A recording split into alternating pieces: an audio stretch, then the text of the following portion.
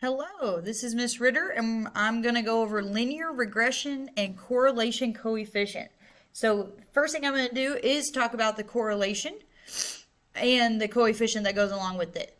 As you can see right here, these dots all fall in pretty much along an exact straight line. This is a strong positive correlation.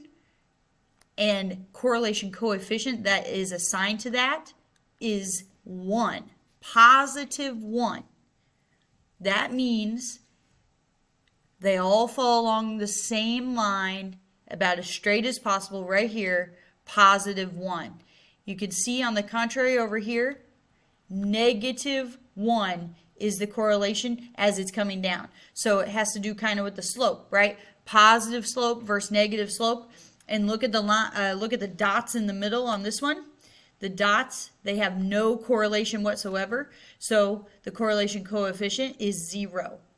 So these are the extremes. Right here is when they have no correlation at all. It's 0 in the middle. Positive 1 means they fall along the straight line perfectly in a straight line, and negative 1. So coefficients can range from positive 1 all the way to negative 1. All right, and it has to do, again, this is a strong positive correlation. There is no correlation at all on this one, and this is strong, but it's negative. Okay, so negative 1 implies that is as strong as possible. The dots fall in a line, but it's a negative slope. All right, so let's continue. Here we have a range of determining correlation coefficient. I will say it goes by the letter R, and it can range all the way from negative 1 to positive 1. So what this is saying, R is between negative 1 and positive 1. So right here, positive 1, that is the correlation coefficient. All the dots are in a straight line. This is strong, positive again. Now, this next one is still positive, but it's more moderate.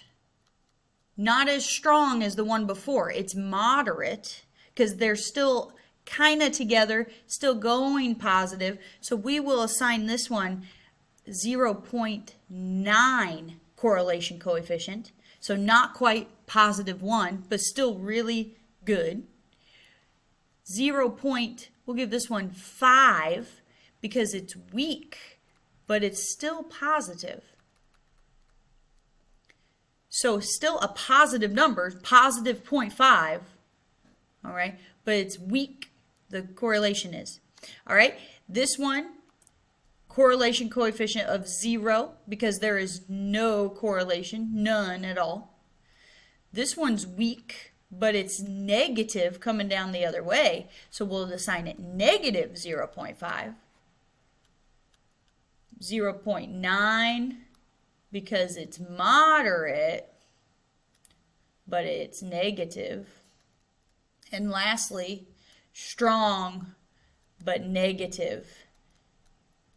They are falling all in a line. That is negative 1.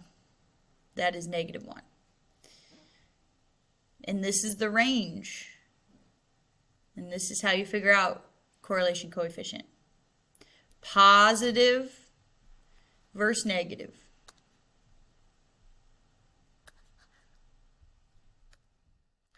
So we are going to match A, B, C, and D to the correct graph. Right off the bat, I notice 0.8 is the only positive one. Oh, no. 0.4 is also positive. Okay, so we got 0.8 and we got 0.4 in the positive direction. This first one's coming down negative. It is negative. This one's positive. This one positive. This one's back negative. If you notice the very last one, how they fall all in the straight line, that means it's going to be negative 1. Negative 1.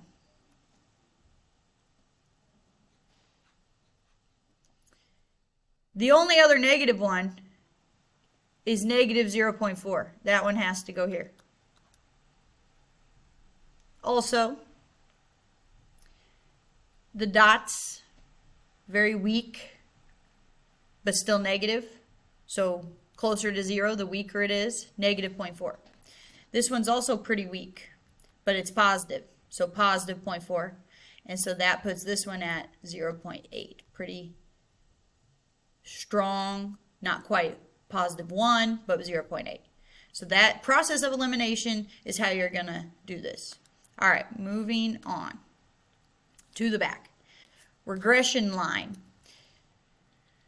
This is a random sample of trucks from autotrader.com, and it represents the miles driven on the x-axis and the price of the truck. And you can tell as more miles are driven, the price of the truck starts to decrease. Hence this negative correlation. So the red line is called a regression line. And it's in the form y equals mx plus b right here. So the regression line equation is y equal negative 0.1629x plus 38,257. Hopefully you can fit that in there better than I can. The slope is negative 0.1629. The interpretation of the slope is this. Clearly, because it's negative, something is decreasing. The price is decreasing. So for every mile driven, for every 1 mile driven, the price decreases by 0.1629. The price of the truck decreases by that much money for every single mile. That's what it represents. The y-intercept is 38,257, and what that represents, it's right here. 0 is miles driven, so at 0 miles driven, the price of the car is that much money.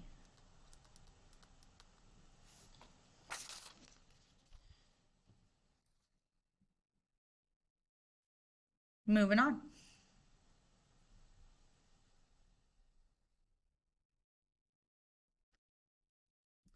Use the regression line to make the following predictions.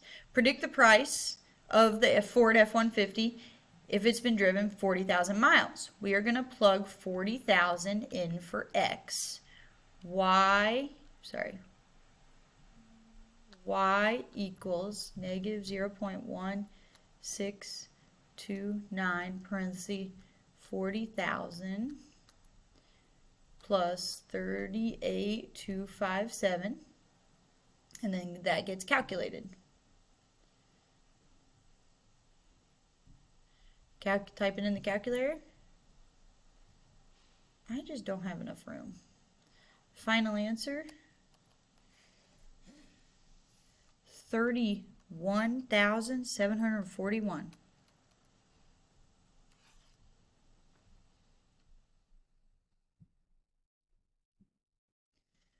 Number 2, what is the estimated number of miles driven for a truck if it's selling for $10,000? That means you plug Y for $10,000.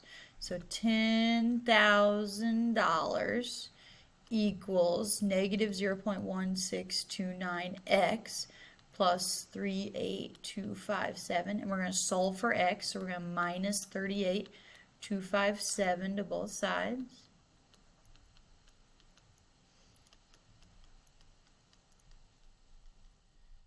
10,000 minus that is negative 28,257. Divide by negative 0.1629. Divide by negative 0.1629, and you get a positive number because it's a negative divided by negative, 173,462, 173,462 miles.